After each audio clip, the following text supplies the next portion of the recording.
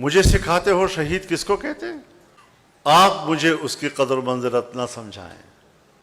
मैं तुम्हें जानता हूं कि तुम्हारे नजर में अपने शहीद की क्या कदर और कीमत है। क्या बता सकते हो? आज तक कौम को तुमने बताया कि कारगिल में आपके कितने जवान शहीद हुए और आपने वहां से कितने शुहदा के जनाजे वसूल किए? जरा बताओ तो सही। तुम अपने शुहदा के जनाजे वसूल करने के लिए तैयार नहीं हो। तुमने अपने जनाजे हिंदुओं के हवाले किए। कर्नल शेर खान अगर हमें मिला, हिंदुस्तान के इसरार के बाद हमने उनका जनाजा वसूल किया है। अपने शुहदा की तौहीन, उनकी तजलील, उनकी तहकीर जो तुम लोगों ने की है, आप अब अपने जराइम को छुपाने के लिए शुहदा के ओट में छुपने की कोशिश करते हो। अस्तगफुरुल्लाह अज़ीम, ये उम्मत का क्या हाल हो गया है। नमस्कार दोस्तों, मैं हूं सौरभ, एक और नए वीडियो के साथ। दोस्तों, अभी फ़िलहाल जो पाकिस्तान में चल रहा है वो फजलुर रहमान और मुनीर के बीच की तकरारें चल रही है। अब जो उन्होंने पहले बयान दिया था 2-4 दिन पहले, वो तो आप लोगों ने सुना ही होगा, लेकिन फिर अभी एक और उसके ऊपर बयान दे दिया। पाकिस्तान के मुनीर जो था, मुनीर को लगता था कि भाई हम पूरे पाकिस्तान को कंट्रोल करते हैं, अब हम माफ़ी मंगवाएंगे, पैर पकड़वाएंगे, लेकिन ये उल्टा हो गया। अब उल्टा क्यों हुआ अभी तक तो लोग समझ नहीं पा रहे हैं, लेकिन ये सुनने में आ रहा है कि कहीं से ना कहीं से बैक सपोर्ट कोई मिला है, कहीं से कुछ होता है ना, पिन किया गया है। उसके बाद से ये भाई साहब उठ करके खड़े हुए हैं, उसके बाद से ऐसी ऐसी बातें कर रहे हैं कि मतलब मुनीर के कानों से तो धुआं निकल रहा होगा आज के डेट में, और इस पर फिर लाल टोपी आके गली आएगा। तो चलिए देर नहीं, तो सबसे पहले इस वीडियो को देखते हैं, और अगर वीडियो अच्छा लगे तो वीडियो को लाइक जरूर से कर दीजिएगा। चैनल बनाए तो चैनल को सब्सक्राइब कर लीजिएगा, बेल आइकन प्रेस करना ना भूलिए, ताकि यार आने वाली लेटेस्ट वीडियो नोटिफिकेशन आपको मिल सके, और अपनी राय कमेंट्स में जरूर से दीजिए। तो चलिए सबसे पहले इस वीडियो को स्टार्ट करते हैं, फिर मिलते हैं वीडियो गाइड में। ये तो दुरुस्त बात है कि फजलुर रहमान साहब ने कोई झूठ नहीं बोला, वो सही कह रहे हैं। कैप्टन कर्नल शेर खान हो या दूसरे शोधा कारगिल के, हमने उन्हें डिसोन कर दिया। बल्कि आपको याद है, मैंने पिछले एक व्लॉग में बताया था कि पीटीवी के ऊपर आकर एक सूबेदार मेजर या नायब सूबेदार बता रहा था कि हमें खाने के बगैर हम वहाँ लड़े, मतलब राशन भी नहीं पहुँचाया गया, सप्लाई भी नहीं दी गई। तो ये तो क्लियर हो गया कि हमने डिसोन कर दिया। अब फजलुर रहमान साहब की आपने स्टेटमेंट भी सुनी, इससे सख्त स्टेटमेंट भी नहीं दी जा सकती। तो फिर इसके आफ्टर इफ़ेक्ट्स क्या हैं, वो ज़रा आगे चल के डिस्कस करते हैं। मेरी किरदार कशी करके ये सोच रहे हैं कि फजलुर रहमान झुक जाएगा। मुझे मेरे माँ बाप ने झुकने के लिए नहीं जाना है।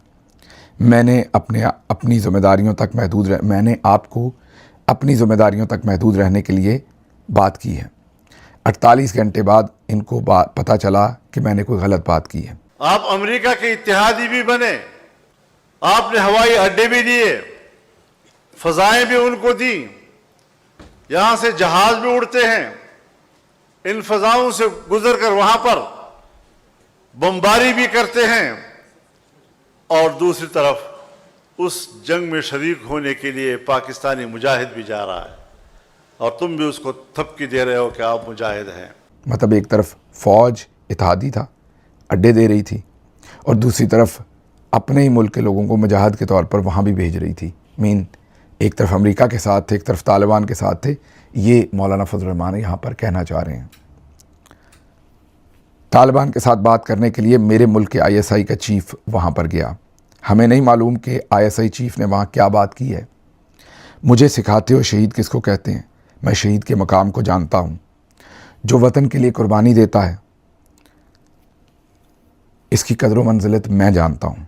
मैं तुम्हें जानता हूँ, तुम्हारे नज़्म में शहीद की क्या कदर है, मतलब तुम्हारे प्रैक्टिस में तुम किस तरह शहीद की कदर करते हो। वो कहते हैं कि मैं जानता हूँ।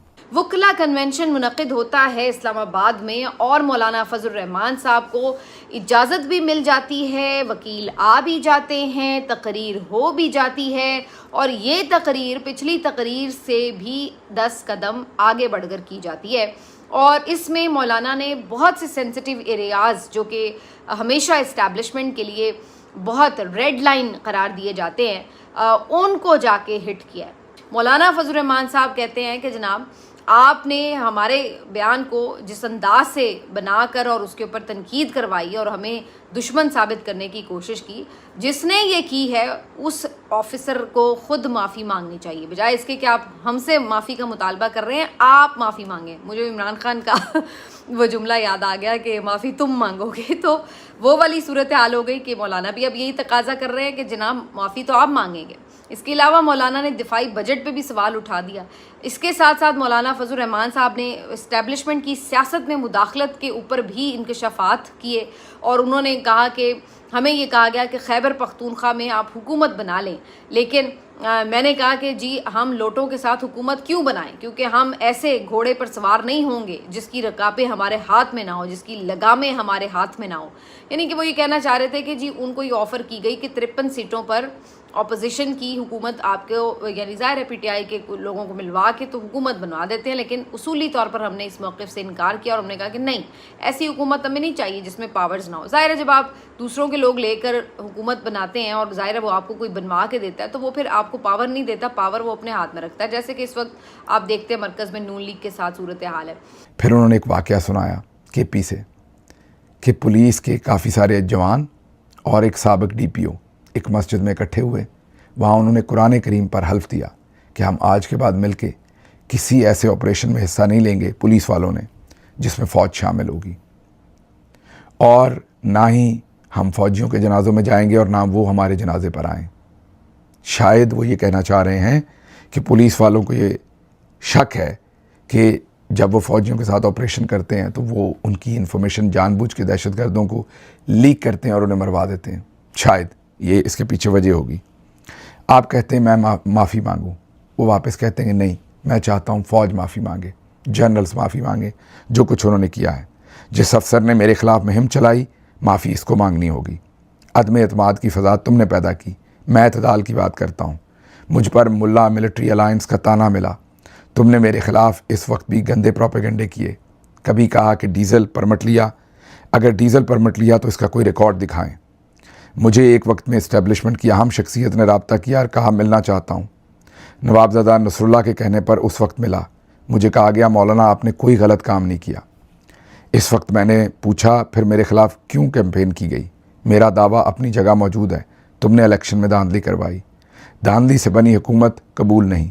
इंडिया की सरहद बंद है, अफ़गानिस्तान की सरहद बंद है, चाइना की इन्वेस्टमेंट वापस जा रही है। इंडिया से लड़े तो हमने सबसे पहले आपको सपोर्ट किया। आपने अमेरिका और ईरान के दरमियान मुफाहमत की बात की तो हमने आपकी सपोर्ट की। आज भी अमेरिका ईरान पर हमले कर रहा है। अमेरिका ने मेरे सिपा सालार को थपकाया कि आप अच्छे आदमी हो। हम जब घर वापस आए तो ईरान पर हमला कर दिया, मतलब अमेरिका ने हमला कर दिया। आप नाराज़ इस बात पर हो रहे हो कि हमने काम लश्कर नहीं बनाएंगे। दोस्तों ये है कहानी। हर तरफ से पाकिस्तानी फ़ौज को लात जूता पड़ रही है, गालियाँ पड़ रही है, लेकिन फिर भी सीना तान करके भाई हम तो लंबर बने। क्योंकि कुछ मीडिया वालों को, कुछ क्या बल्कि पाकिस्तान के पूरे ही मेन स्ट्रीम मीडिया को बैठाया गया है और पैसे खिला करके इनको टास्क दिया गया है कि भाई गवर्नमेंट के खिलाफ कोई बात नहीं होनी चाहिए, फ़ौज के खिलाफ कोई बात नहीं होनी चाहिए। गवर्नमेंट के खिलाफ थोड़ा बहुत चले भी जाएगा लेकिन फ़ौज के खिलाफ कोई बात नहीं होनी चाहिए। इसीलिए आप लोग उतने देखे होंगे जितने भी अभी मीडिया वाले इनके हैं और जितने भी पत्रकार हैं लगभग सब लाइन में लगे रहते हैं कि हाँ जी शहबाज शरीफ से तो ये काम नहीं हो पा रहा, लेकिन भाई मुनीर सबसे तगड़ा है। मुनीर पाकिस्तान को तरक्की भी करवा रहा है, हर चीज़ करवा रहा है, लेकिन शहबाज शरीफ फेल हो गया है। जबकि पता है कि सारा काम मुनीर का ही करना है, उसके बिना कुछ नहीं हो सकता पाकिस्तान के अंदर। लेकिन फिर भी शहबाज शरीफ को गालियाँ पड़ती हैं कहीं कहीं पे, लेकिन मुनीर को वो भी नहीं पड़ती है। उसके लिए तो सब कुछ सही है।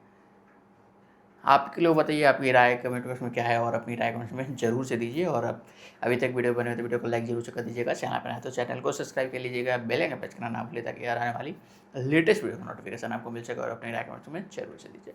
मिलते हैं कि अगले नेक्स्ट में टॉपिक पे, तब तक के लिए चाहिए।